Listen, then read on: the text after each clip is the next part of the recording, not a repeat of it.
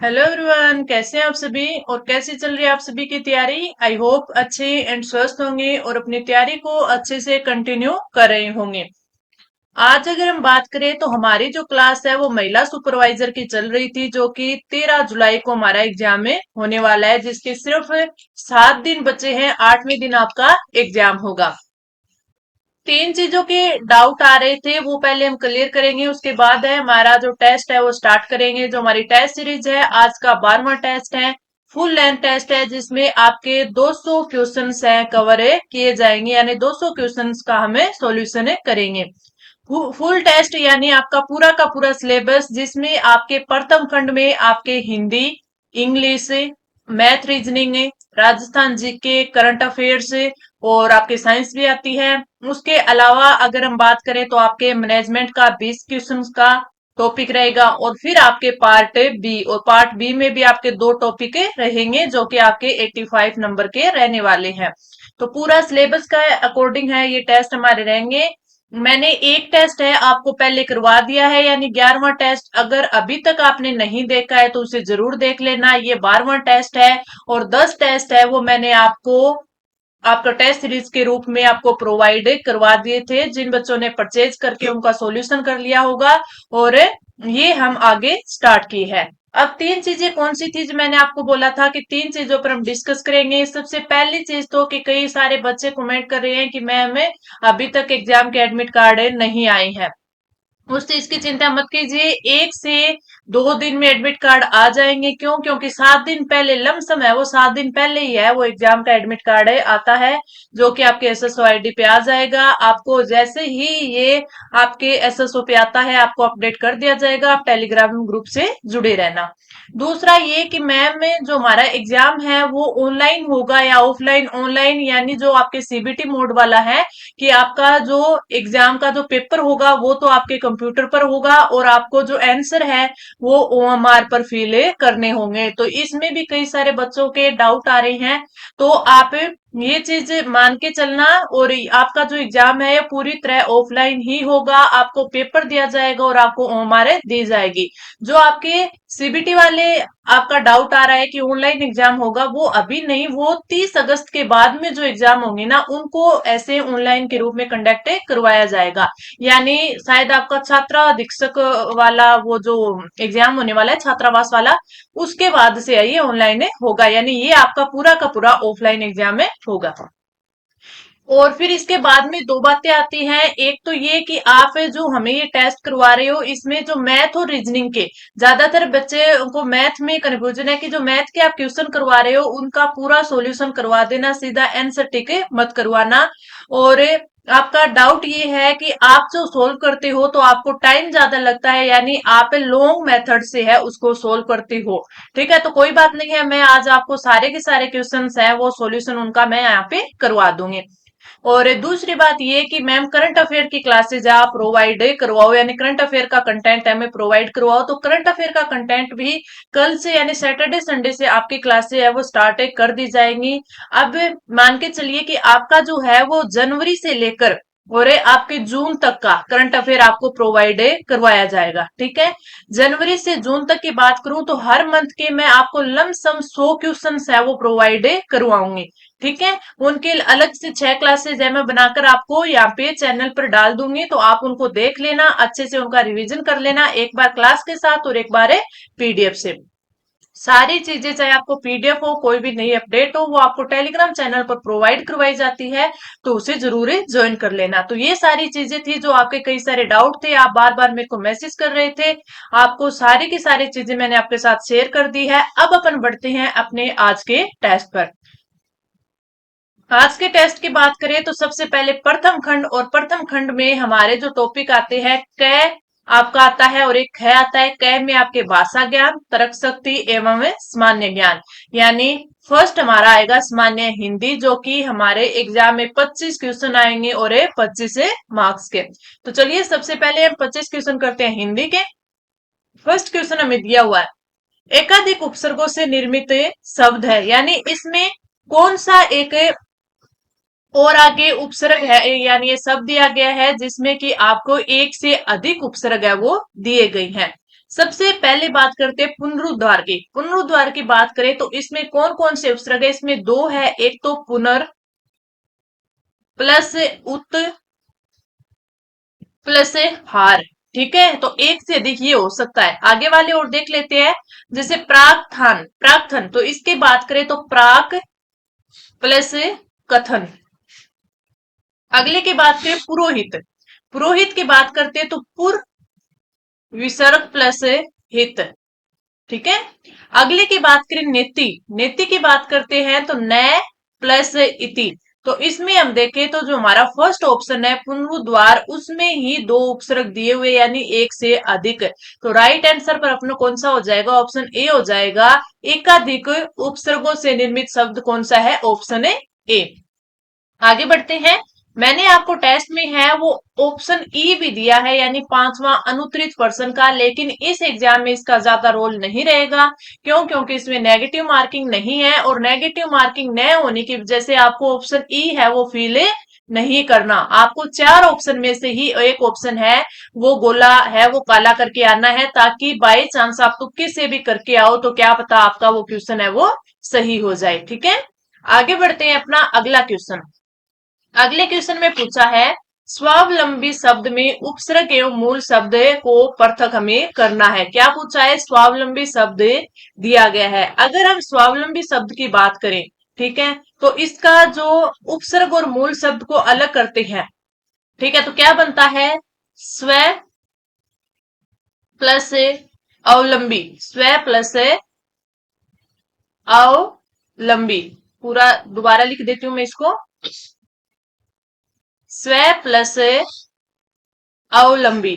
स्व प्लस अवलंबी, ये आपका राइट होगा, यानी ये आपका उपसर्ग हो गया, मूल शब्द हो गया। ऑप्शन में देख लेते हैं, ऑप्शन में आपका ऑप्शन सी है वो बिल्कुल सही है।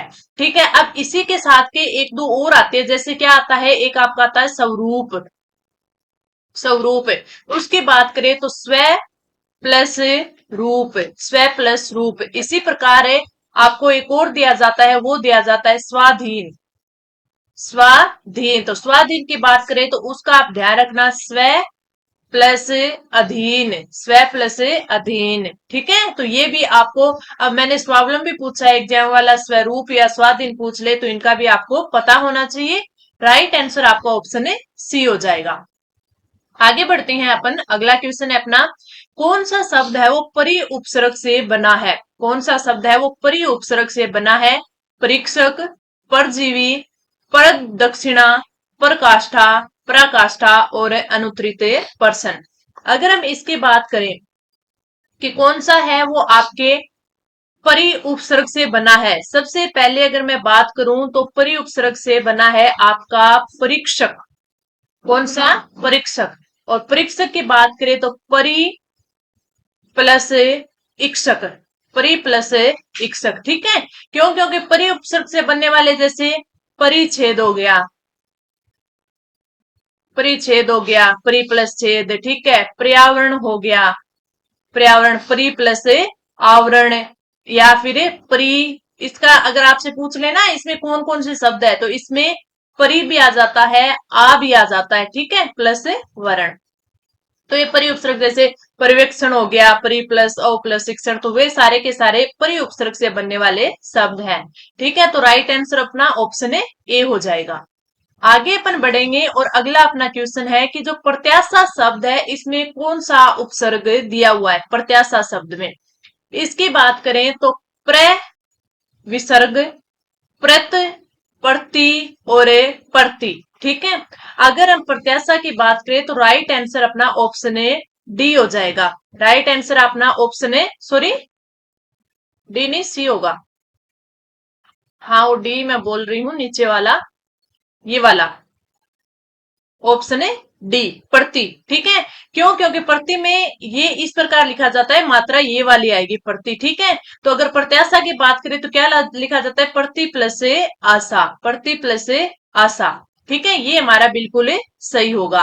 प्रत्याशा से यानी प्रति उपसर्ग है तो प्रति उपसर्ग से और भी शब्द बन सकते हैं, जैसे प्रत्युपकार, प्रत्युपकार। इसमें देखें तो प्रति हो गया प्लस उप हो गया प्लस कार हो गया, प्राध्यापक, प्राध्यापक। ये मैं आपको अलग से यानी एक्स्ट्रा इसलिए बता रही हूँ ताकि जरूरी नहीं है कि हमारे एग्जाम में प्रत्याशा ही आ जाए, प्रत्युपकार आ जाए, प्राध्यापक आ जाए, ठीक है, प्रत्युत्तर आ जाए। तो इसमें भी आपसे पूछा जा सकता है कि इनसे उपसर्ग है वो अलग कीजिए, ठीक है। अब जैसे मैंने अभी बताया प्रत्युत्तर आपका एग्जाम में आ जाए, प्रत्युत्तर, ठीक है, तो इसमें आप उपसर्ग अलग करोगे। तो एक तो प्रति आ गया, ठीक है, और एक क्या आ गया, उद आ गया, एक क्या आ गया, उद आ गया, ठीक है। और इसमें वो आपका अगर मूल शब्द पूछ ले तो उत्तर हो जाएगा। ऐसे प्रकार प्रत्युपकार में देखे तो प्रति प्लस उप प्लस कार, प्राध्यापक में पर प्लस अध्यापक। तो ये सारी चीजें आपकी क्लियर होनी चाहिए। आगे अपन बढ़े, अगला है पांचवा। निम्न में से किस शब्द में आवा प्रत्यय नहीं है, किस शब्द में आवा प्रत्यय नहीं है। डरावा, डर प्लस आवा लिख दो, डर प्लस आवा, ठीक है। आगे और देखें, नहीं है वाला पूछा है छलावा, तो छलावा में क्या आ जाएगा आपका, छल प्लस आवा। चुनाव में बात करें तो क्या आ जाएगा, चुन प्लस आओ, चुनाव। और पछतावा में बात करें तो आपका क्या आ जाएगा, पछता प्लस आवा, पछतावा। तो यानी कौन सा आपका नहीं होगा, ऑप्शन सी है जिसमें आओ है ना कि आवा। तो राइट आंसर क्या हो जाएगा आपका, ऑप्शन है सी हो जाएगा, जिसमें आओ आपके प्रत्यय दिया है ना कि आवा। आगे बढ़ते हैं, अपना अगला क्वेश्चन है कि भाववाचक तद्धित प्रत्यय से बना है, भाववाचक तद्धित प्रत्यय से बना शब्द हमें बताना है। मनिहार, लखेरा, गरिमा और रसिया। भाववाचक तद्धित प्रत्यय की बात करें तो ये बना है आपका गरिमा, क्या बना है, गरिमा। अगर इसमें बात करें तो इसमें गरिमा में क्या लिखा जाएगा, गुरु, गुरु प्लस इमा, गुरु प्लस इमा, ठीक है। मनिहार की बात करें तो मनी प्लस हार। लखेरा की बात करें तो लाख प्लस एरा, ठीक है। वहीं रसिया की बात करें तो रस प्लस या। और आपका राइट आंसर है वो कौन सा हो जाएगा, राइट आंसर अपना हो जाएगा ऑप्शन है सी। गरिमा शब्द है वो भाववाचक तद्धित प्रत्यय से बना शब्द है। आगे बढ़े, किस शब्द में प्रत्यय का प्रयोग नहीं हुआ, प्रत्यय का प्रयोग नहीं हुआ। स्वर्णकार, पाश्चात्य, मातुल, इनमें से कोई नहीं और अनुत्तरित प्रश्न। तो आपका जो राइट आंसर होगा ऑप्शन डी, इनमें से कोई नहीं। किसी में भी आपके प्रत्यय का उपकार, प्रत्यय का जो यूज है, प्रयोग है वो नहीं हुआ। किस प्रकार, जैसे स्वर्णकार की बात कर लें तो स्वर्ण प्लस कार प्लस कार। पाश्चात्य की बात करें तो पश्चात प्लस यह, ठीक है। और इसमें क्या दिया गया है, मातुल दिया गया है, तो मात प्लस उल, मात प्लस उल। तो आपका जो राइट आंसर ऑप्शन है डी हो जाएगा। आगे बढ़ते हैं, अगला क्वेश्चन, मूल शब्द एवं प्रत्यय का सही विभाजन किस में नहीं है। यानी इसमें आपको चार शब्द दिए गए हैं, इनमें से हमें बताना है कि इसमें सही आपके क्या मूल शब्द और प्रत्यय है वो अलग से नहीं दिया गया, एक इसमें असंगत आपको मिलेगा। जैसे हम बात करें गायक, गायक की बात करें तो इसमें क्या दे रखा है, गौ प्लस अक दे रखा है। ये तो इसने संधि कर रखी है, लेकिन होना क्या चाहिए था, गा प्लस क्या होना चाहिए, अक होना चाहिए था। तो राइट आंसर तो आपका ऑप्शन है ए ही आ गया। आगे अगर अपन बात करें चीख, चीख प्लस ए सही दिया हुआ है। छन्नी की बात करें, छन प्लस नी, ये भी सही दिया हुआ है। बहाव की बात करें, बह प्लस आओ, ये भी सही दिया हुआ है। तो राइट आंसर आपका ऑप्शन है ए हो जाएगा।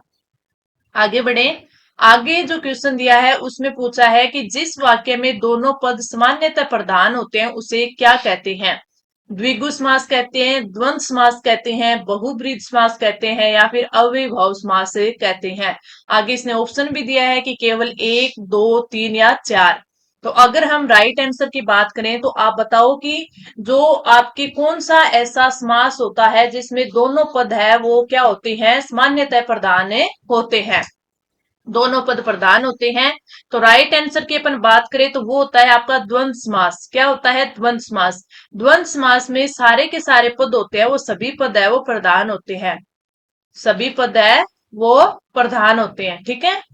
और पदों के बीच में और आ जाता है, और आ जाता है, एव आ जाता है, एवं आ जाता है, अथवा आ जाता है, या फिर या आ जाता है। यानी योजक शब्दों का यूज होता है, योजक शब्दों का प्रयोग है। यानी आपके क्या बोल दे, ये लोप होता है, ठीक है, वो आप इसका समझ सकते हो, योजक शब्दों का लोप होता है। अब ये मैंने कल भी आपको बताया था कि द्विगु कौन सा होता है, द्वंद कौन सा होता है। द्वंद में जैसे और, एवं, अथवा, या, ये सारी चीजें आ जाती है, ठीक है। द्विगु में क्या होता है, जो कि आपके संख्यावाची शब्द होते हैं, उसमें द्विगु समास होता है।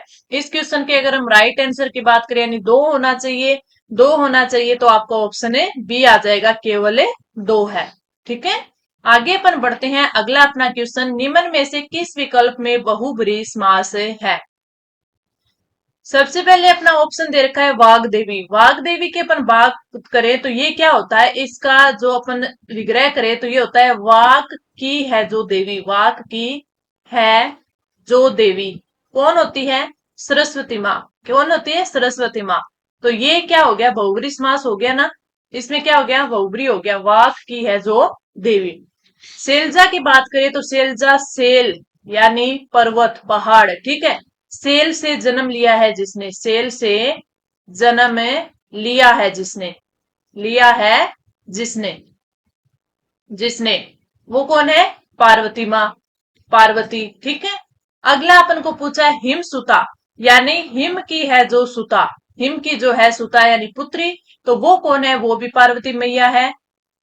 हिम की है जो सुता, की है जो सुता, तो यानी इसमें तीनों के तीनों ऑप्शन में क्या दिया गया है, तीनों ऑप्शन में आपके बहुब्रीहि समास दिया गया है, तो राइट आंसर ऑप्शन डी हो जाएगा कि ये सारे के सारे ऑप्शन है वो बहुब्रीहि समास के हैं, तो राइट आंसर आपका ऑप्शन है डी हो जाएगा।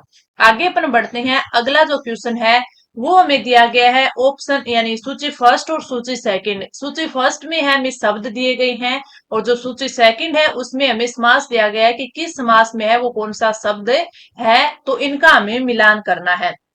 सबसे पहले आता है 64, 64, चौराहा, सज्जन और राजदूत, ठीक है। अभी मैंने आपको पीछे बताया था कि जिसमें आपके ये क्या बोलते हैं कि आपके संख्यावाची शब्द होते हैं, उनमें आपका क्या आता है, उनमें आपका द्विगु समास आता है, ठीक है। तो 64, चौराहा, सज्जन और राजदूत, इनकी अगर हम बात करें, 64 की बात करें तो इससे क्या बन जाएगा, इससे बन जाएगा 60 और 8, 60 और 8। तो अभी हमने पिछले क्वेश्चन में बात की थी कि जहां और आ जाए, या आ जाए, अथवा आ जाए, एवं आ जाए, तो उसमें द्वंद समास होता है, यानी जहां पर है योजक शब्दों का लोप होता है, ठीक है। तो ये क्या हो जाएगा, अपना ऑप्शन है टू आ जाएगा, यानी 64 में क्या आ जाएगा, द्वंद समास। चौराहा का क्या मीनिंग होता है, चार राहों का समाहार, चार राहों का समाहार, समाहार। तो इसमें क्या हो जाएगा, आपके बी में एक आ जाएगा, ठीक है। सज्जन यानी सत है जो जन, सत है जो जन, ठीक है। तो इसका क्या हो जाएगा, इसमें आता है कर्मधारय समास, तो यानी विशेषता आ गई, ऑप्शन है इसमें क्या आ जाए, सी में 4 आ जाएगा। राजदूत, राजा का दूत, राजा का दूत, यानी तत्पुरुष समास, तो इसमें 3 आ जाएगा, यानी आपके ए में 2 आएगा, बी में 1 आएगा, सी में आपके 4 आएगा, और डी में आपका 3 आएगा। ये जो कूट जिस आपके ऑप्शन में दिया हुआ होगा वो आपका बिल्कुल सही हो जाएगा, तो वो आप नीचे से देख लेना, ठीक है। अगला अपना क्वेश्चन आता है, वो आता है भागम भाग में कौन सा समास है। भागम भाग में कौन सा समास है, अविभाव, कर्मधारय, द्विगु, तत्पुरुष, ठीक है। द्विगु नहीं हो सकता, क्योंकि मैंने अभी आपको बताया था द्विगु कौन सा होता है, जिसमें आपके क्या होता है, संख्यावाची शब्द आते हैं, जैसे चौराहा, चार राहों का समाहार, ठीक है, वो चीजें। अब इसमें अगर हम बात करें तो भागम भाग का सबसे पहले विग्रह देख लेते हैं, ठीक है। जैसे भागम भाग, भागने के बाद भागना, भागने के बाद भागना, तो इसका क्या होता है, इसमें होता है आपके अविभाव समास, इसमें क्या होता है, अविभाव समास, तो आपका राइट आंसर ऑप्शन है ए हो जाएगा, ठीक है। तो राइट आंसर ऑप्शन है ए हो गया। आगे बढ़ते हैं, अगला जो अपना क्वेश्चन आता है वो आता है पर्यायवाची शब्द से। किससे आता है, पर्यायवाची शब्द से। तो हमें क्या दिया गया है कि गाय का प्राय इनमें से नहीं है, गाय, गाय का प्राय इसमें से नहीं है, कौन कौन से ऑप्शन दिए गए हैं? हमें ऑप्शन दिया गया है धेनु, गाय का पर्यायवाची है, गो है, सुरभि है, मंदार। तो राइट आंसर अपना क्या हो जाएगा? ऑप्शन ए फोर्थ हो जाएगा कि जिसमें गाय का पर्यायवाची नहीं दिया गया। आगे बढ़ते हैं, अगला अपन देखते हैं। 14वां क्वेश्चन अपना आता है, सृष्टि का विलोम में है। सृष्टि, अगर इसमें देखें ऑप्शन में विनाश, विध्वंस, प्रलय और सर्जन, प्रलय और सर्जन। तो सृष्टि की बात करें तो इसका जो विलोम होगा वो होगा प्रलय। तो ऑप्शन है थर्ड है इसमें राइट आंसर हो जाएगा। अगला क्वेश्चन है, सम और सम युगम का सही अर्थ वाला युगम है। ये क्या है? युगम, युगम। ठीक है, इसमें हमें इस क्या देखना है कि इनका कौन सा अर्थ है वो दिया गया है। सम और सम, अगर हम सम की बात करें तो इसका अर्थ क्या होता है? शांति चावल, शांति मोक्ष, चावल शांति और समान मोक्ष। अगर सम की बात करें इसका अर्थ होता है समान, समान। ठीक है, और इस सम का अर्थ होता है मोक्ष। इस सम का अर्थ क्या होता है? मोक्ष। तो राइट आंसर अपना ऑप्शन है फोर्थ हो जाएगा, सम सम यानी समान और मोक्ष। अगला है, कोड़ी का अर्थ है 20 की संख्या, एक तरह का कनेर का फल, एक तरह का गूंगा, कुष्ठ रोगी। कोड़ी की बात करें तो इसका राइट आंसर ऑप्शन ए हो जाएगा 20 की संख्या। क्या हो जाएगा? 20 की संख्या। आगे अपन बढ़े, अगला अपना आता है युगम शब्द का इति और इति दे रखा है, इसमें हमें इनका सही अर्थ है वो बताना है। तो ये भी इंपॉर्टेंट है, इस प्रकार का क्वेश्चन आपका एक जरूर पूछा जाएगा क्योंकि ये आपके सिलेबस में है। इति की बात करें तो इति यानी जहां छोटे ई होता है इसका मतलब होता है समाप्त, इसका मीनिंग होता है समाप्त। बड़ी इति की बात करें तो इसका क्या होता है? विघन। तो आपका राइट आंसर कौन सा हो जाएगा? समाप्त, शुभ, प्रारंभ, विघन, विघन, समाप्त, समाप्त और विघन यानी बिल्कुल सही है वो आपका ऑप्शन है फोर्थ दे रखा है, इति समाप्त, इति विघन।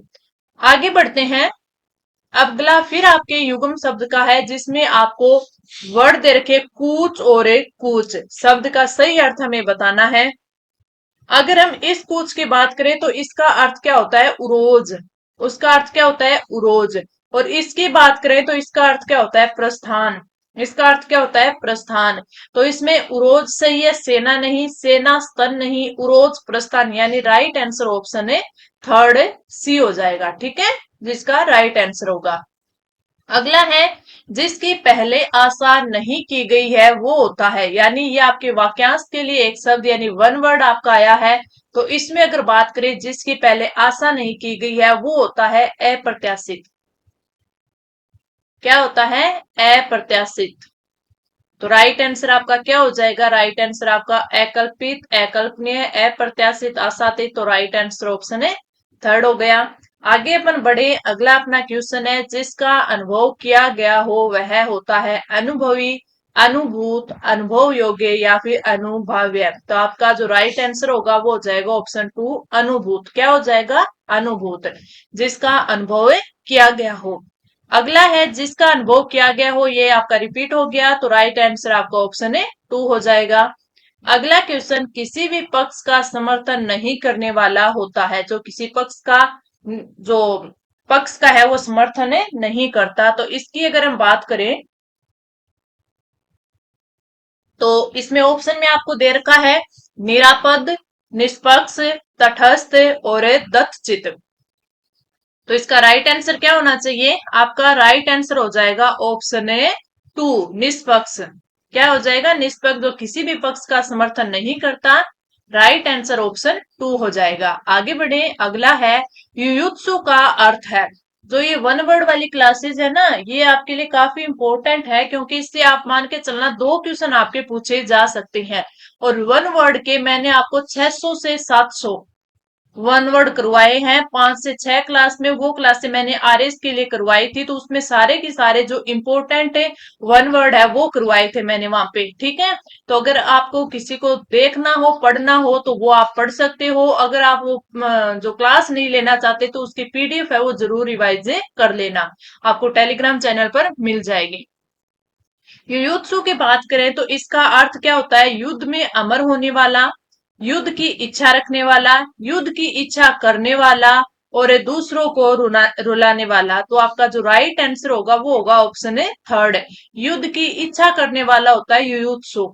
ठीक है, युद्ध की इच्छा करने वाला। अगला है जिसमें अपमान का भाव हो वह हंसी क्या कहलाती है? यानी किसी को अपन देखकर उसका अपमान करने के लिए हंसते हैं, वो हंसी क्या होती है? हास, परिहास, व्यंग्य या उपहास। तो आपका जो राइट आंसर होगा वो हो जाएगा ऑप्शन फोर्थ है। यानी उस हंसी को उपहास कहते हैं कि ये मेरा उपहास है, वो बना रहा है या उड़ा रहा है। अच्छाई और बुराई की पहचान का गुण क्या कहलाता है? ज्ञान, परिज्ञान, विवेक और विद्वता। तो आपका जो राइट आंसर होगा वो हो जाएगा ऑप्शन थर्ड कि अच्छाई और बुराई को, किस चीज में अच्छाई है किस चीज में बुराई है, ये जो पहचान होती है, ये जो गुण होता है, ये क्या कहलाता है? ये व्यक्ति का विवेक कहलाता है। तो राइट आंसर ऑप्शन है थर्ड। अगला जो क्वेश्चन है ये आपके आते हैं पारिभाषिक शब्दावली के। जो आपके एग्जाम में दिया हुआ है कि पारिभाषिक शब्दावली आपसे पूछी जाएगी। अगले 5 क्वेश्चन है मैंने इसके रखे हैं ताकि आपके ज्यादा से ज्यादा आपके शब्द है पारिभाषिक शब्द ये कवर हो। पहला है मस्ट रोल। मस्ट रोल की बात करें तो इसका अर्थ होता है कर्मचारी पत्रक, उपस्थिति पंजिका, कर्मचारी उपस्थिति और नरेगा पंजिका। तो राइट आंसर हो जाएगा ऑप्शन टू। मस्ट रोल होता है उपस्थिति पंजिका। राइट आंसर ऑप्शन है टू। अगला दे रखा है नेचुरल जस्टिस। नेचुरल जस्टिस प्रकृति का न्याय, प्रकृति विषयक न्याय, नैसर्गिक न्याय और निसर्गत न्याय। तो राइट आंसर आपका ऑप्शन है थर्ड हो जाएगा नैसर्गिक न्याय। अगला आता है, अगला आपको जो दिया गया है वो दिया गया है सुपर एनुएशन का अर्थ है पद मुक्ति, पद मुक्ति, अधिवार्षिकी, बर्खास्त और सेवा अवधि। अगर सुपर एनुएशन की बात करें तो इसका अर्थ होता है अधिवार्षिकी। तो राइट आंसर ऑप्शन है टू हो जाएगा। जो आपके पारिभाषिक शब्दावली इंपॉर्टेंट है, इसके कुछ जो इंपॉर्टेंट वर्ड है उनको याद करके जरूर जाना। हो सकता है आप याद करो वही आपके एग्जाम में आ जाए। अगला है अपरिहार्य का, अपरिहार्य का अंग्रेजी है। इसमें अगर आपके राइट आंसर की बात करें तो राइट आंसर ऑप्शन फोर्थ हो जाएगा। अनअवॉइडेबल अपरिहार्य का अंग्रेजी अर्थ है। तो राइट आंसर ऑप्शन है फोर्थ। अगला आपको दिया गया है कान लगाना किस मुहावरे का अर्थ है? ठीक है, ध्यान देना, सावधान करना, ध्यान न देना, पीठ पीछे शिकायत करना यानी किसी को बहकाना। तो कान लगाने का अर्थ है ध्यान देना। राइट आंसर ऑप्शन है ए हो जाएगा। तो ये हमने हिंदी के जो हमारे कितने क्वेश्चन, 30 क्वेश्चन आने वाले हैं हमारे एग्जाम में, वो हमने पूरे कवर कर लिए हैं। कमेंट करके बताना इस 30 में से आपने कितने क्वेश्चन है वो बिल्कुल राइट किए। ठीक है, आगे अपन बढ़ते हैं। अगला अपना जो पार्ट आता है वो आता है सामान्य अंग्रेजी का। जो आपके 15 क्वेश्चन आएंगे, 15 मार्क्स के आएंगे। ये मैं आपको पीडीएफ में प्रोवाइड करवा दूंगी विद आंसर। तो वहां आप इनका सॉल्यूशन देख लेना और एक खुद भी करके देख लेना कि कौन सा आपका सही हुआ है। आगे अपन बढ़ते हैं। अगला अपना थर्ड पार्ट आता है, वो आता है मैथ और रीजनिंग का। तो मैथ और रीजनिंग में अगर हम बात करें तो सबसे पहले हम 10 क्वेश्चन करेंगे मैथ के और फिर 15 क्वेश्चन करेंगे हमारे रीजनिंग के। तो 25 क्वेश्चन हमारे आएंगे मैथ रीजनिंग के। मैथ में आपके 6 ही टॉपिक दिए हुए हैं शायद। आपके लाभ हानि, चक्रवर्ती ब्याज और साधारण ब्याज, अनुपात समानुपात, प्रतिशत वाले, ये कुछ एक टॉपिक है जो काफी इजी आपको दिए गए हैं। अपना फर्स्ट क्वेश्चन दिया हुआ है, यदि किसी वस्तु के मूल्य में 20% की वृद्धि हो जाती है तो उस वस्तु की जो खपत है वो कितना प्रतिशत कम की जाए ताकि खर्च है वो बिल्कुल न बढ़ाना पड़े। इसमें बिल्कुल इजी वे अगर मैं आपको बताऊं तो जैसे अपन ने बोला है कि यदि किसी वस्तु के मूल्य में 20% की वृद्धि हो जाती है, यानी कोई चीज पहले 100 रुपए में मिल रही थी वो 120 में मिल रही है। ठीक है, अब उसने बोला है उस वस्तु की खपत कितना प्रतिशत कम की जाए कि खर्च है वो बिल्कुल न बढ़े। ठीक है, वृद्धि तो हो गई, यानी अब वो होगी जो उससे कमी की जाएगी खपत पर वो इस पे की जाएगी। तो आपके 120 आ गया। ठीक है, अब आपसे पूछा है कितने की, यानी 20 की हुई है तो 20 की किस पे, 120 पे इंटू 100 क्या आ जाएगा 6। अगर इसमें हम देखें तो 50/, इसमें क्या आ जाएगा थर्ड आ जाएगा। ठीक है, अगर आप इसका सोल्व करोगे तो कितना आ जाएगा 3 20 3 छिके 18 यानी 16 सही में कुछ आएगा। 16 सही में ऑप्शन है फोर्थ है आपका। तो राइट आंसर क्या आ जाएगा? ऑप्शन है फोर्थ आ जाएगा। राइट आंसर ऑप्शन फोर्थ आ जाएगा। आई होप आपको अच्छे से समझ आ गया होगा। हमें क्या देखना है कि इसने बोला था कि किसी वस्तु के मूल्य में 20% की वृद्धि हुई है। कोई मान के चलना, पहले 100 रुपए में चीज मिल रही थी, वो 120 की हो गई। ठीक है। अब इसने बोला है उस वस्तु की खपत कितना प्रतिशत कम की जाए ताकि खर्च बिल्कुल न बढ़े। अब कम करेंगे तो 120 पे करेंगे तो 120 कितना, 20 इंटू 100। इसको सोल्व करेंगे तो अपना राइट आंसर आ जाएगा 16 सही 2/3% की कमी की जानी पड़ेगी, तभी इसका खर्च है वो बिल्कुल भी नहीं बढ़ेगा। अगला, यदि चीनी की कीमत 10% गिर जाती है तो कोई गृहपति यानी गृहिणी है वो अपनी खपत कितना बढ़ा दे ताकि उसके खर्च में कोई कमी नहीं आए। अब क्वेश्चन बिल्कुल सेम वैसा ही है जो मैंने ऊपर करवाया है, बस इसमें थोड़ा सा क्या है कि पहले कोई चीज 100 रुपए की मिलती थी, अब वो चीज है वो 90 रुपए की मिलने लग गई, 10% की गिरावट आ गई है। ठीक है। और इसमें क्या पूछा है कि अब पहले क्या थे कि उसके खर्च में वृद्धि हुई थी तो हमें उस वृद्धि के रुपए यानी हमारे ज्यादा लग रहे हैं तो हमें उस चीज को कम खर्च करना पड़ेगा। ठीक है। यानी उस चीज की खपत हम कम करेंगे तभी अपन अपना बैलेंस है वो इक्वल रख पाएंगे। अब इसने बोला है कि इसकी कीमत कम हो गई है तो कीमत कम होने से अपन है वो उसका खर्च है खपत है वो बढ़ा सकते हैं। ठीक है। यानी अगर अपन उस खपत को बढ़ा भी दे तो अपना जो खर्च है वो अपन मेंटेन कर सकते हैं। तो 90 पे यानी अपन नीचे कितना आ जाएगा, 90 आ जाएगा। 10% की हुई है इंटू 100, इसका अगर आप करोगे तो कितना आ जाएगा आपका 11 सही 1/9%। ये आपका राइट आंसर आ जाएगा। ऑप्शन है फर्स्ट। ऑप्शन है फर्स्ट करके भी देख लेना। बस ध्यान इतना रखना है कि कितने पर हो रही है, ये वाला ज्यादा इंपॉर्टेंट है।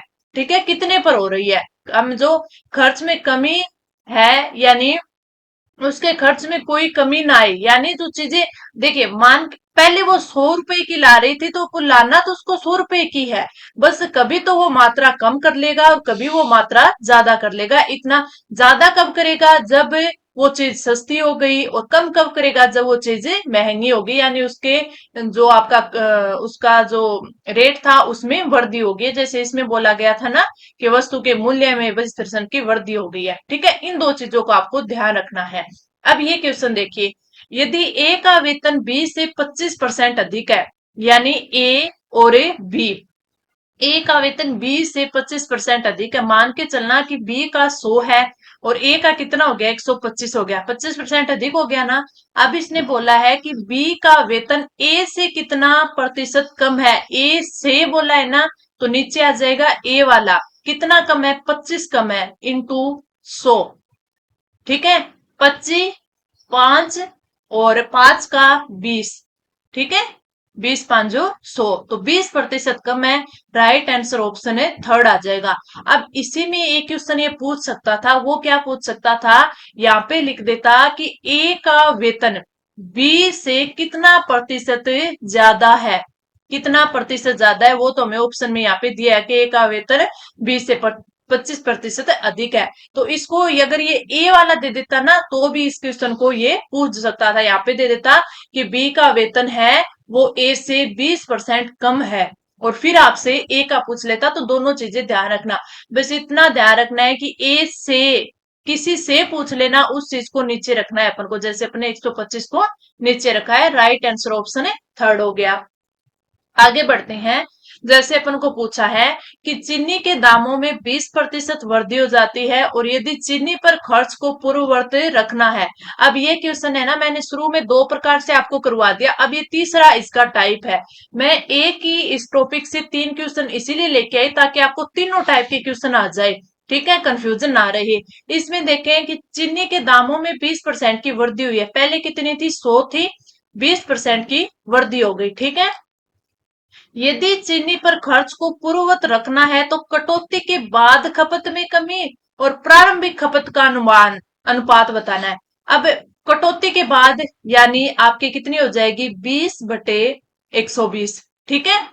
और इसने क्या कहा, प्रारंभिक खपत कितनी थी, प्रारंभिक की अगर अपन माने तो प्रारंभिक कितनी थी, आप यहाँ पे मान के चल सकते हो कि वो अपने 100 पर आएगी, 100 पर आएगी। तो ये इसमें अनुपात में आएगी ना, अनुपात में आएगी तो आप, मैं थोड़ा नीचे लिख देती हूँ तो पूरा आ जाए आपको। जैसे पहले 20/120, ठीक है। अब इसी को अपॉन में लिखेंगे, वो क्या लिखेंगे, 20/100, ठीक है। अब इसको ऐसे लिख देते, 20/120 इंटू 100/20, 20 से 20 गया, ये तो 5:6 आ जाएगा इसका, राइट है, 5:6 आएगा। अब देखिए 5:6 इसका अनुपात आया है, लेकिन हमें क्या बताना है कि कटौती के बाद खपत में कमी तथा प्रारंभिक खपत खपत का अनुपात है, प्रारंभिक खपत का अनुपात है, ठीक है। यानी प्रारंभिक खपत कितनी थी, 6 थी, कटौती के बाद कितनी है, 5 है, और इनमें कमी में, कटौती के बाद खपत में कमी कितनी हुई है, यानी पहले कितनी थी, 5 थी, अब हो गई 6, कमी कितनी हुई है, 1 की हुई है, कितने पे हुई है, 6 पे हुई है, तो 1:6 हो गया, 1:6। तो राइट आंसर कौन सा आ जाएगा, ऑप्शन है थर्ड, 1:6, ऑप्शन है थर्ड। इस चीज का ध्यान रखना। अब इसमें बिल्कुल इजी था अपन का, ये कितने 30 सेकंड में क्वेश्चन हो सकता था, बस ध्यान इसमें इतना रखना है, जब भी अपन शॉर्ट में जो भी क्वेश्चन करते हैं, अब इसका मेरे को नहीं पता लॉन्ग मेथड क्या होगा, लेकिन जब अपन शॉर्ट में करते हैं तो थोड़ा सा ध्यान रख लेना। जैसे मैंने ये 20/120 किया, फिर अनुपात निकाल रहे हैं तो 20/100 हो जाएगा, क्योंकि पहले अपन को 120 पे करनी थी, फिर अपन को 100 पे करनी थी, ठीक है। फिर इसने बोला है खपत में जो कमी हुई है ना, उसका अनुपात करना है, खपत में कमी कितनी हुई है, 1 की हुई है, तो 1/6, ठीक है। राइट आंसर आपका ऑप्शन कितना आ जाएगा, थर्ड आ जाएगा, 1:6। आगे बढ़े, अगला क्वेश्चन। दो संख्याओं का अनुपात है वो 4:5 है। जब पहली संख्या में 20 बढ़ाई जाती है, यानी x इंटू 120/100 बढ़ा दी, ठीक है, तथा दूसरी संख्या 20% घटाई, 5x को 20 घटा दिया, यानी 80/100। अब नया अनुपात ज्ञात करना है हमें।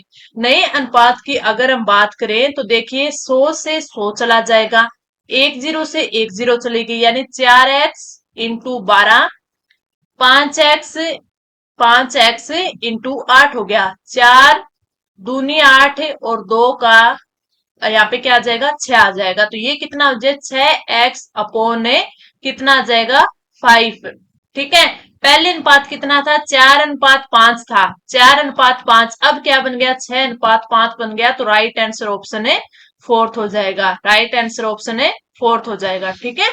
इस चीज का आप ध्यान रखना। एक चीज और देखना, अब बच्चे सोचेंगे कि ये इस चीज को अगर अपन करें तो ये उल्टा होना चाहिए, उल्टा नहीं होगा, क्योंकि हमने यहाँ पे क्या लिया था, 4x 5x, ठीक है, और वही सेम यहाँ पे ले रही है, तो 6:5 होगा, ना कि 5:6। राइट आंसर ऑप्शन है फोर्थ होगा। आगे बढ़े अपन, अगला क्वेश्चन है, एक वस्तु का मूल्य 6 रुपए प्रति किलोग्राम से बढ़कर 7.5 रुपए हो जाता है, यानी 6 से बढ़कर 7.5 हो गया। उस वस्तु के खपत में कितने प्रतिशत की कटौती की जाए कि उस पर होने वाला खर्च पूर्ववत रहे, पूर्ववत रहे, यानी नीचे क्या आएगा, 7.50, खपत कितनी की हुई है, 1.50 की हुई है, इंटू 100, ठीक है। इससे ये आपका पॉइंट चला जाएगा, 0 से 0, 15 75 और 20 5 100, तो राइट आंसर आपका ऑप्शन है 2 आ जाएगा, राइट आंसर ऑप्शन है 2। इस प्रकार आप क्वेश्चन सोल्व कर सकते हो। अब ये थोड़ा सा आप ध्यान से देखना, एक स्टेडियम के एक स्टेडियम के 10,000 सीटों में से 100 सीटों को छोड़कर सभी सीटों के टिकट है वो बिक गए। बिके हुए टिकटों में से 20% टिकट आधे दाम पर तथा शेष टिकट है वो 20 के पूरे दाम पर बेचे गए। तो टिकट बिक्री में कुल कितने की आय हुई, यानी कुल कितने की वृद्धि हुई, ये अपन को बताना है। अगर आप इसमें देखोगे तो बिल्कुल इजी है। देखिए, एक स्टेडियम के 10,000 सीटों में से 100 सीटें छूट गई, यानी 9,900 सीटें बची है, ठीक है। फिर उसमें से बोला है बिके हुए जो टिकट, यानी 9,900 बिकी है ना, उसमें से 20% टिकट आधे दाम पर तथा शेष टिकट 20 के पूरे दाम पर, यानी 20 पूरा दाम है, आधे दाम पर। तो इसकी जो 20% सीट है कितनी हो गई, ये इसको सोल्व करेंगे, 0 9 दूनी 18, 9 दूनी 18 एक 19, 1980 सीटें, कितनी, 1980 सीटें। ये क्या है, ये बिकेंगे आपके 10 पे, ठीक है। फिर उसके बाद अगर आप 9,900 में से 9,900 में से 1980 सीटें निकाल लेते हो, ये 20% है ना, ये निकाल लेते हो तो कितना बचता है 20, और 18 में से गए 9, और यहाँ पे कितना 8 में से 7,920 बचे। ये क्या है आपके शेष टिकट है। ये टिकट आपके कितने 20 रुपए के हिसाब से बिक रही है, ठीक है। तो ये कितनी हो जाएगी, ये 19,800, और ये कितनी हो गई, इसको मल्टीप्लाई करते हैं दो, दो दूनी 4, और 9 दूनी 18, और 7 दूनी 14, एक 15, ठीक है। अगर इनको जोड़ेंगे तो कितना आ जाएगा, 00, 8 4 12 का 2, हासिल 1, 10 और 8 18 का 8, हासिल 1, 5 6 और एक 7, और एक 17, 8 200, ठीक है, 17 82 200। तो इसका जो राइट आंसर देखिए ऑप्शन है 2 हो जाएगा। तो आपको समझ आया कैसे किया। सबसे पहले हमें देखना है कि 10,000 सीटों में से 100 सीटें निकाल दी, 9900 सीटें बच गई, ठीक है, 9,900। अब इनका 20% अब निकाल लेंगे, क्योंकि जो 20% सीटें हैं वो क्या है, आधे दाम पर बिकी है। 20% सीटें हमने यहाँ पे ये देखिए निकाली, तो 20% सीटें कितनी है, 1980 है, वो तो 10 रुपए में बिक गई। फिर हम 9900 में से 20, ये जो 1980 निकाल लेंगे, यानी 7,920, ये हमारी 20 रुपए में, दोनों का टोटल कर देंगे, राइट आंसर ऑप्शन है 2 आ जाएगा। तो ये हमारा राइट आंसर है था। अब आगे बढ़ते हैं, अपना अगला क्वेश्चन आता है।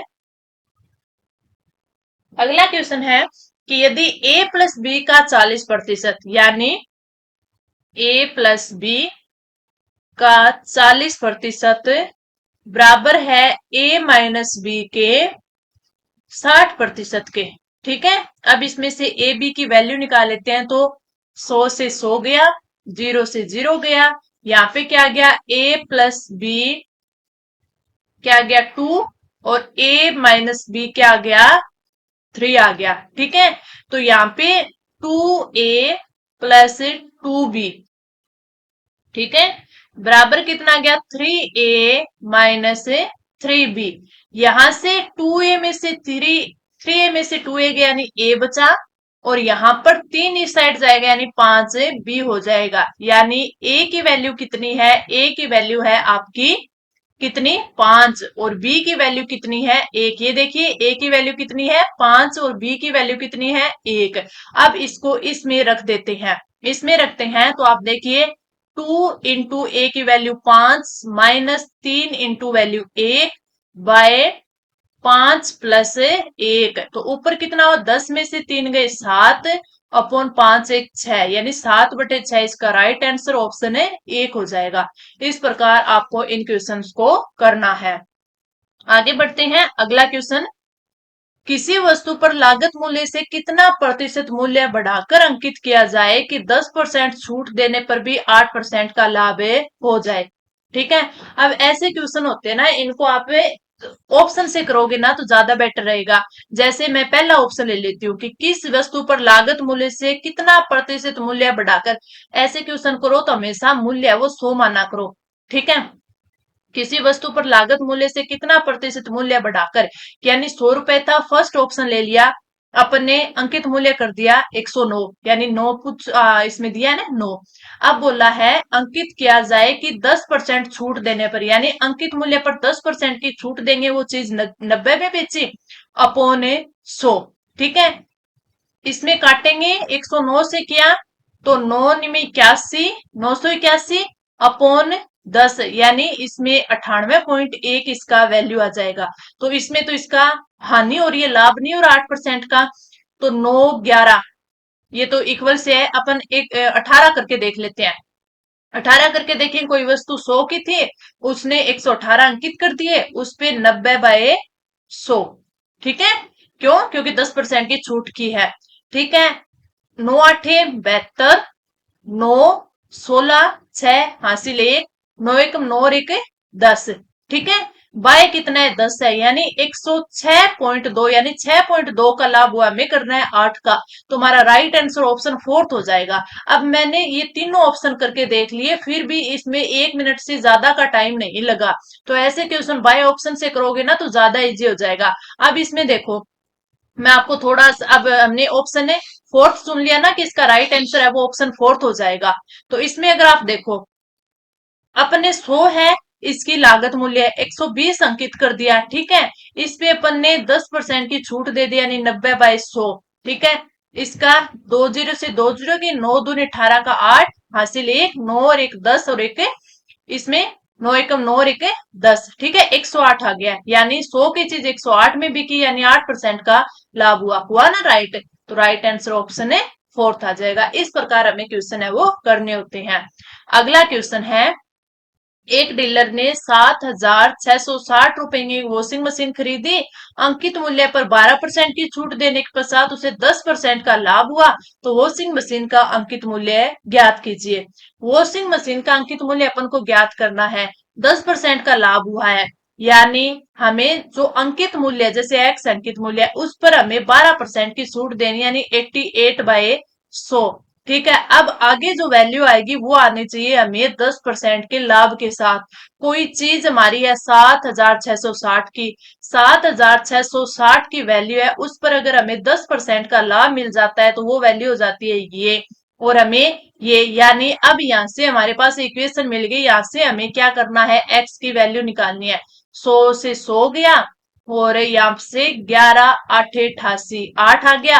अब यहाँ पे हमें x इक्वल कितना आना चाहिए, 7660 इंटू 0/8। सोल्व करोगे तो क्या आ जाएगा, ऑप्शन है फर्स्ट आ जाएगा। बस इतना सा हमें करना है, बस इसको समझना है, और समझते ही हमें जितना जितना बोला गया है ना उतना हमें कर देना है, क्वेश्चन अपने आप ही सोल्व हो जाएगा। जैसे हमें बोला कि एक वॉशिंग मशीन खरीदी, अंकित मूल्य पर 12% की छूट, और हमें अंकित मूल्य ज्ञात करना है, ठीक है। और हमें 10% का लाभ होना चाहिए, इस पे 10% का लाभ, यानी ये 10% का लाभ, ये क्या हो गया हमारा, क्या हो गया कि हमें इसने कितने पर बेची है वो चीज आ गई, और बेची हमने एक्स पर, यानी अंकित मूल्य पर क्या, 12% की छूट देने के बाद, तो दोनों इक्वल, एक्स की वैल्यू निकाल लो, बिल्कुल इजी आपका क्वेश्चन हो जाएगा। तो ये हमने यहाँ पे मैथ के 10 क्वेश्चन कर लिए। अब हम बढ़ेंगे रीजनिंग पर, और जो रीजनिंग की बात करें तो हमारा फर्स्ट ही आपके ये कथन और अवधारणा, जो पूर्व धारणा बोलते हैं, उस पे क्वेश्चन है आपके काफी। ये जो है कथन पूर्वाकथन पूर्व धारणा वाले आपके 2-3 टॉपिक हैं, तो इसके क्वेश्चन आपके 3 से 4 बनने चाहिए, ठीक है। तो पहला देखते हैं, नीचे कथन और 2 अवधारणाएं दी गई है। पहला है, बहुत से युवा तनाव प्रेरित मधुमेह से ग्रस्त हैं। अगर अवधारणा देखें कि तनाव के कारण मधुमेह हो सकता है, बिल्कुल सही है कि युवा तनाव प्रेरित मधुमेह से ग्रस्त है, तो ये हो सकता है। केवल तनाव ही मधुमेह का कारण है ना, ये हमें कथन में कहीं नहीं दिया गया, तो हमारा सिर्फ ऑप्शन है फर्स्ट सही है। तो आपके राइट आंसर ऑप्शन है फोर्थ हो जाएगा। राइट आंसर ऑप्शन फोर्थ हो जाएगा कि केवल जो फर्स्ट धारणा है वो ही सही है। आगे दिया गया है कि आजकल लोग जानते हैं कि मंत्रों का जप करने से तनाव और चिंता से छुटकारा मिलता है। तनाव और चिंता से छुटकारा मिलता है। अवधारणा में क्या दी गई है, अवधारणा हमें दी गई है कि तनाव और चिंता आधुनिक युग के खतरे हैं जिनका सामना अधिकतर लोग कर रही हैं, ठीक है।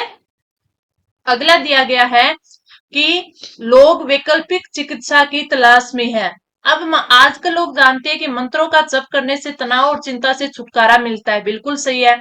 तनाव और चिंता आधुनिक युग के खतरे हैं जिनका सामना अधिकतर, ये तो इसमें कोई जिक्र ही नहीं हुआ है। हाँ, लोग वैकल्पिक चिकित्सा की तलाश में हैं, ये वाली इसमें दी गई है, तो राइट आंसर हमारा ऑप्शन है ये होना चाहिए कि सेकंड है वो अंतर्निहित है।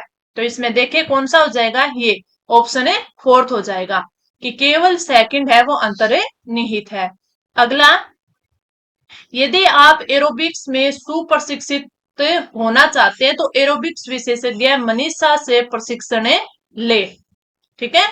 अवधारणा क्या है, मनीषा भारत की सबसे अच्छी एरोबिक प्रशिक्षिका है, ठीक है। हो भी सकती है, क्या पता, अपन को तो ऐसा कुछ दिया ही नहीं है ऊपर।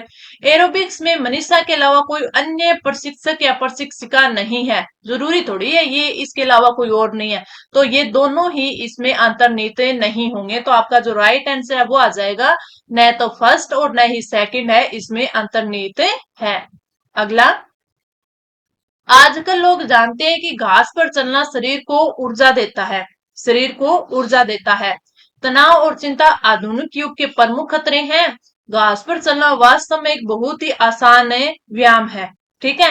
तो इसका तो हमें कोई जिक्र ही नहीं किया गया कथन में, और ऑप्शन ये 2 है इसका जिक्र है, यानी जो 2 है वो अंतर्निहित है। तो हमारा जो राइट आंसर है वो क्या हो जाएगा कि केवल सेकंड है वो अंतर्निहित है, यानी ऑप्शन ए फर्स्ट आ जाएगा। ठीक है, आगे बढ़ते हैं।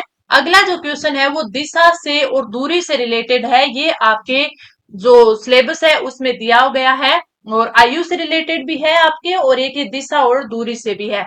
ऐसे मैं आपको क्वेश्चन करवा देती हूँ ताकि आपके समझ में आ जाए। जैसे में क्वेश्चन दिया गया है, मैं घर से उत्तर की ओर 5 किलोमीटर चला, यानी ये यहाँ पे मेरा घर है, मैं उत्तर की ओर 5 किलोमीटर चला।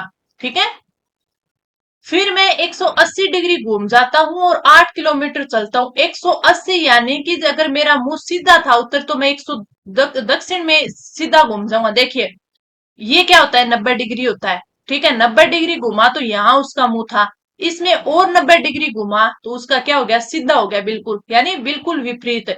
तो पहले वो उत्तर की ओर जा रहा था 5 किलोमीटर, उधर इसका मुंह था उत्तर में।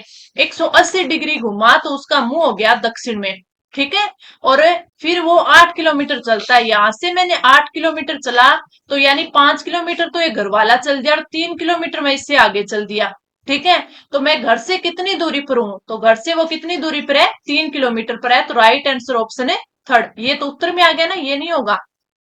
क्या हो जाएगा, ऑप्शन इसका फर्स्ट हो जाएगा कि 3 किलोमीटर दक्षिण, घर से कितनी दूरी पर है, 3 किलोमीटर दक्षिण में है। ठीक है, तो राइट आंसर ऑप्शन है फर्स्ट हो जाएगा। आगे बढ़ते हैं अपन अगला क्वेश्चन। बी से दक्षिण पश्चिम 5 किलोमीटर पर ए है, यानी कहीं बी ये है, बी से दक्षिण और पश्चिम, दक्षिण और पश्चिम ये होता है, दक्षिण और पश्चिम। ठीक है, दक्षिण पश्चिम 5 किलोमीटर है। ठीक है, तो यहाँ पे अपन लिख लेते हैं 5 किलोमीटर। कौन है, ए है। फिर बोला है सी से दक्षिणी पूर्व 5 किलोमीटर पर बी है। मान के चलिए सी यहां पर है। ठीक है, से दक्षिण नीचे हो गया और पूर्व में 5 किलोमीटर, यानी बिल्कुल एक ही सिद्ध में है फिर ये सी। ठीक है, ये कितना है, 5 किलोमीटर है। अब इसने आगे क्या बोला है कि यदि सी से उत्तर 3 किलोमीटर पर डी है, यानी सी से उत्तर में 3 किलोमीटर पर डी है, तो ठीक है, ये तीनों एक लाइन में आ गए ना, फिर ये तीनों एक लाइन में आ गए। तब डी है ए से उत्तर पूर्व में, ए के उत्तर में और पूर्व में नहीं है, गलत हो गया। ए से दक्षिण में, ए से दक्षिण में नहीं है, ये भी गलत हो गया। ए से उत्तर में, हाँ ए से उत्तर में है डी, तो ये हमारा राइट हो जाएगा।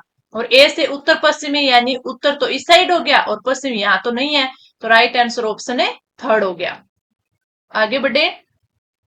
एक दिन गणेश अपने घर से निकला और दक्षिण की ओर 10 किलोमीटर साइकिल से गया, यानी यहाँ पे है गणेश, एक दिन गणेश अपने घर से निकला और 10 किलोमीटर है वो साइकिल से गया, साइकिल से 10 किलोमीटर गया ये नीचे। ठीक है, यहां बना देती हूँ शायद आपको सही दिखेगा। यहां से वो गया 10 किलोमीटर, फिर दाहिने मुड़ा यानी इस साइड मुड़ा, 10 इसमें 5 किलोमीटर चला वो। फिर वो दाहिने मुड़ा, यानी दाहिने मुड़ा, फिर वो 10 किलोमीटर चला, यानी वो लगभग अपने घर के बराबर ही आ गया है, 5 किलोमीटर दूर है। ठीक है, और अंततः बाएं मुड़ा और 10 किलोमीटर, फिर वो बाएं मुड़ा और 10 किलोमीटर चला।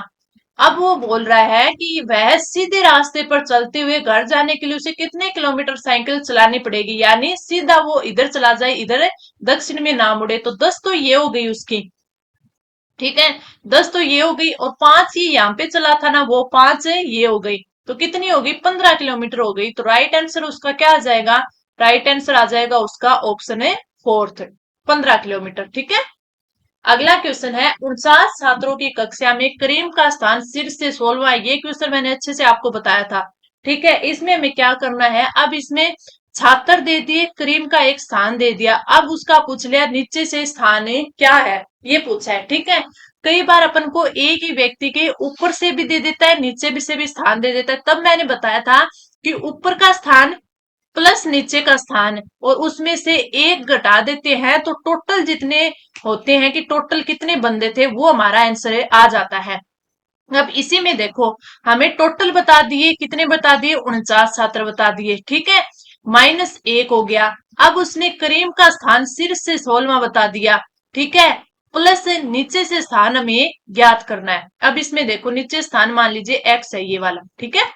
अब इसको हम देखें तो x बराबर 49 - 16 प्लस 1 आ जाएगा। क्यों? क्योंकि x को इस साइड ले गई, इनको इस साइड ले गई, ठीक है।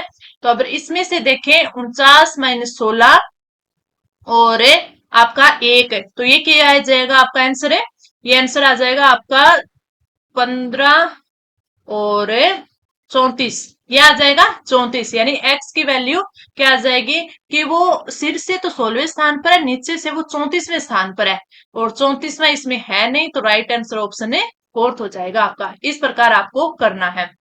अगला क्वेश्चन देखें, नीचे दिए गए विकल्पों में से वह शब्द चुनिए जो दिए गए अक्षरों से नहीं बनाया जा सकता। यानी जो ये अक्षर दिए गए हैं इनमें से ऐसा कौन सा शब्द है जो नहीं बनाया जा सकता। इसमें अपन देखें DETE है, डी है, ई है, टी है, ई है, RMIN, RMIN, एन आ गया, ठीक है, और फिर ई आ गया, तो ई ये सब तो बन सकता है। अगला देखिए RETI, RET भी है, आई भी है, UNE, एन भी है, ई भी है, यू नहीं है, तो हमारा राइट आंसर ऑप्शन बी हो जाएगा। क्यों? क्योंकि यू है वो इस अक्षर में हमें नहीं दिया गया है, तो राइट आंसर ऑप्शन है बी। अगला क्वेश्चन है कि नीचे जो श्रृंखला दी गई है उसमें एक पद है वो गायब है, वो हमें चुनना है। BMOEOQHQS, बी के बाद में ई यानी BCDE, यानी हमें दो शब्द छोड़कर ई दिया गया। EFGH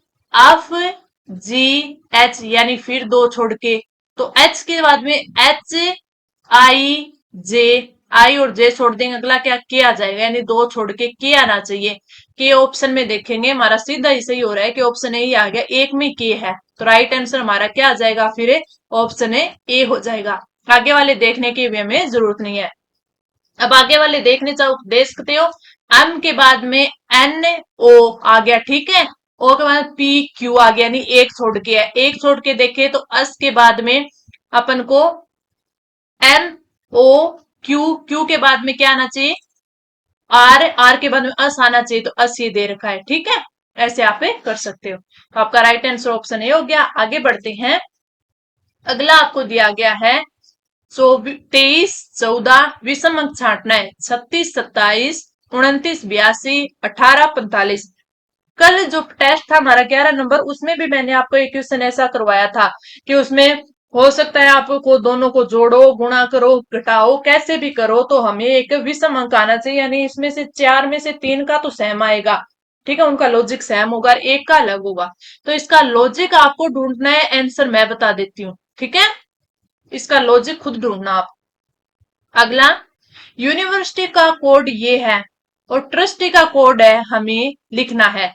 तो इसमें देखे टी का कोड क्या है, 5 है, 5 आ जाएगा, ठीक है, सारों में 5 दिया हुआ है। आर का कोड देखे तो आर का ये है 1 2 3 4, यानी 1 2 3 4, 4 आना चाहिए ना आगे, तो आर का कोड क्या दे रखा है, 4 दे रखा है, तो आर का 4 आ जाएगा 54, यानी ये तो नहीं होगा एक तो। अगला यू दे रखा है, यू का 1 है, ठीक है, तो ये भी नहीं होगा। आगे अस दे रखा है, और अस का कितना है, अस का दे रखा है 7, अस का 7 है क्या, नहीं, 1 2 3 छोड़ना है, 8, अस का 8 दे रखा है, तो यानी ये भी नहीं होगा, राइट आंसर ऑप्शन फोर्थ हो जाएगा। इस प्रकार आपको ढूंढना है। अगला क्वेश्चन है, यदि होम को इतना लिखा जाता है, सोप को इतना लिखा जाता है, वर्क को इतना लिखा जाता है, तो स्मोक को क्या लिखा जाता है, आपको पता ही चल गया होगा। जैसे इसमें सैक को, अस को क्या लिखा जाता है, 8 से लिखा जाता है, अम को लिखा जाता है आपके 4 से, ओ को लिखा जाता है 5 से, के को लिखा जाता है 3 से, और ई को लिखा जाता है 1 से। तो 84 531, 84 531 राइट आंसर आपको ऑप्शन है 2 हो जाएगा। आगे बढ़े, अगला क्वेश्चन, समाचार पत्र पाठक, रोटी, आगे बताओ, रोटी पाठक यानी समाचार पत्र पढ़ने वाला पाठक है, रोटी उपभोक्ता, तो राइट आंसर ऑप्शन है थर्ड हो जाएगा। अगला क्वेश्चन है, बटुआ, धन, लिफाफा, यानी बटुए में धन होता है, लिफाफे में क्या होता है, पत्थर होता है। तो राइट आंसर ऑप्शन है फोर्थ है। तो ये हमने मैथ प्लस रीजनिंग के 25 क्वेश्चन कर लिए, सारे एक एक मैंने वो अच्छे से आपको समझा दिए, ताकि आप अपने जो है, आपने बोला था कि मैथ आप करवाना ताकि हमें सिंपल वे में और उसको शॉर्ट में करना सीख जाए, तो वो भी मैंने आपको करवा दिया अच्छे से, मैंने आपको ये सारी चीजें बता दी। अब आपका आता है चौथा, और इसमें चौथा क्या आता है, आपका आता है सामान्य ज्ञान यानी जीके के। जीके में अगर हम बात करें तो 30 क्वेश्चन आएंगे आपके, और इसके बाद आपके जीके के बाद में आपका आएगा ख यानी आपके मैनेजमेंट का, फिर आपके पार्ट बी का। तो चलिए कुछ क्वेश्चन तो अपन कर लेते हैं इसके जीके के, 10-15 जितने होते हैं, टाइम ज्यादा हो गया है। तो बाकी का हम कल की क्लास में कंप्लीट कर देंगे। और अब हम करेंगे कि एक टेस्ट को है वो 2 दिन में हमें कंप्लीट करना है, तो कुछ एक 10-15 क्वेश्चन इसके कर ही लेते हैं, फिर बाद में आगे का पार्ट है वो कल की क्लास में हम इसको करके हमारा फुल लेंथ है वो कंप्लीट टेस्ट हो जाएगा। पहला हमें दिया गया है, चित्तौड़ के आसपास के क्षेत्र को जाना जाता था किस नाम से, मालव, विराट, अवंती और सीवी। तो आपका जो राइट आंसर होगा वो क्या हो जाएगा, ऑप्शन है डी, चित्तौड़ के आसपास के क्षेत्र को सीवी के नाम से जाना जाता था। ठीक है। अगला है 1870 में, 1870 में किसने बूंदी में जयपुर और इंदरगढ़ से एक पूरा पाषाण हाथ कुल्हाड़ी की खोज की। 1870 में की थी, और कहा से, बूंदी में जयपुर और इंदरगढ़ से एक पूरा पाषाण हाथ कुल्हाड़ी, हैंड एक्स जिसको बोलते हैं, किसने की थी, सी ए हेकेट ने, बी एन मिश्रा ने, आर सी गरवाल ने, ए जी जोन्स ने। तो आपका जो राइट आंसर होगा वो हो जाएगा ऑप्शन ए, सीए हेकेट ने 1870 में कुल्हाड़ी की खोज की थी। तो ये देख लेना, इंपॉर्टेंट है, ऑप्शन ए राइट हो जाएगा। अगला, निम्नलिखित में से किस प्रकार के काव्य ग्रंथों में हमें एक राजा की महानता, उसकी विजय, उसके युद्ध, उसके शौर्य का वर्णन वर्णन मिलता है। उस काव्य को क्या बोलते हैं, वेली बोलते हैं, मरस्य बोलते हैं, रासो बोलते हैं, या फिर विगत बोलते हैं। तो आप सभी ने कई बार पढ़ा होगा, जैसे पृथ्वीराज रासो, ये चीजें पढ़ी हुई, तो उसमें उनके शौर्य की गाथाएं, उनके युद्ध की, उनका वर्णन मिलता है। तो वो आता है आपका ऑप्शन है सी आ जाएगा, right answer option C, Raso में ये चीजें मिलती है, इनका वर्णन मिलता है। आगे बढ़ते हैं, निरंजनी संप्रदाय की स्थापना किसने की थी, संत पीपा ने, लालदास जी ने, हरिदास जी ने और माऊदास जी ने। तो आपका जो राइट होगा वो होगा आपका ऑप्शन सी, हरिदास जी है, उन्होंने निरंजनी संप्रदाय की स्थापना की, निरंजनी संप्रदाय की स्थापना की। आगे बढ़े, आभानेरी में स्थित हर्षद माता मंदिर किस शैली में बना है, खंबों की शैली में, पंचायतन शैली में, किरतकूप की शैली में और गुर्जर प्रतिहार शैली या महामारू शैली में। तो आपका जो राइट आंसर है वो है ऑप्शन डी, हर्षद माता का मंदिर जो कि आभानेरी दौसा में है, वो गुर्जर प्रतिहार शैली में बना हुआ है। अगला आता है दरगाह, जिसे अब्दुल्ला पीर के नाम से जाना जाता है। बोरा मुस्लिम संत अब्दुल रसूल का लोकप्रिय मकबरा किस शहर में स्थित है, अब्दुल्ला पीर के नाम से बांसवाड़ा में, अलवर में, बाड़मेर में और झालावाड़ में। तो इसका जो राइट आंसर होगा, बोहरा मुस्लिम संत अब्दुल रसूल का जो मकबरा वो है आपके बांसवाड़ा में। तो राइट आंसर ऑप्शन है ए हो जाएगा। आगे बढ़े, अगला क्वेश्चन, राजस्थान में स्त्रियों द्वारा गले में पहने जाने वाले आभूषण को क्या कहा जाता है, बोगली, कर्णफूल, मोकड़ी और तिमणिया। तो जो आपका राइट आंसर ऑप्शन डी हो जाएगा, तिमणिया है वो गले में पहना जाता है, कर्णफूल कान में। अगला, निम्नलिखित में से कौन सी नदी अरब सागर में गिरती है, अरब सागर में गिरने वाली नदियां पूछी है, माही, लूणी, इसमें ऑप्शन में दो आ गया क्या ये, कोई ना दो कर लो, माही, लूणी, संबल, बनास और बाणगंगा। ठीक है। अगर इसमें देखें तो आपका राइट आंसर हो जाएगा ऑप्शन ए, माही और लूणी नदियां हैं, ये दोनों अरब सागर में गिरती है। चंबल, बनास, बाणगंगा ये सारी इस साइड जाती हैं, ठीक है, बंगाल की खाड़ी की तरफ। आगे बढ़े, ये आगे फिर जाके कहां पे, यमुना नदी में मिल जाती हैं। आपकी चंबल और बनास है आपकी इसमें मिल जाती है, चंबल में मिल जाती है, और बाणगंगा है यमुना में मिल जाती है। ठीक है, ये चीजें आप ध्यान रख लेना। मेवाड़ प्रजामंडल की स्थापना की गई थी किसके द्वारा? पंडित नेनूराम शर्मा के द्वारा, अभिन हरि के द्वारा, माणिक्य लाल वर्मा के द्वारा, जमना लाल बजाज के द्वारा। तो आपका जो राइट आंसर होगा ऑप्शन है सी। ऑप्शन है सी। मेवाड़ प्रजामंडल की स्थापना माणिक्य लाल वर्मा के द्वारा 24 अप्रैल 1938 में की गई। तो राइट आंसर ऑप्शन है सी। आगे बढ़े, अगला क्वेश्चन। सर्दियों में भूमध्य सागर में चक्रवातों के कारण राजस्थान के उत्तर पश्चिमी भाग में वर्षा होती है, जिसे कहा जाता है, सभी को पता है कि इसे क्या कहा जाता है, इसे मावठ कहा जाता है। तो राइट आंसर ऑप्शन है डी हो जाएगा। ये हमने जीके के 10 क्वेश्चन कर लिए। आगे के जो क्वेश्चन होंगे वो कल की क्लास में, यानी 20 क्वेश्चन इसके, 20 क्वेश्चन मैनेजमेंट के, और 65 आपके पार्ट बी के, 65 प्लस 20 यानी 85। ठीक है, तो ये क्वेश्चन है अपन कल की क्लास में करेंगे। आज क्लास लंबी हो गई है, तो ठीक है, और कल की क्लास में इसको कंप्लीट कर देंगे। साथ में ही कल से आपको करंट अफेयर की क्लासेस भी प्रोवाइड करवा दी जाएगी।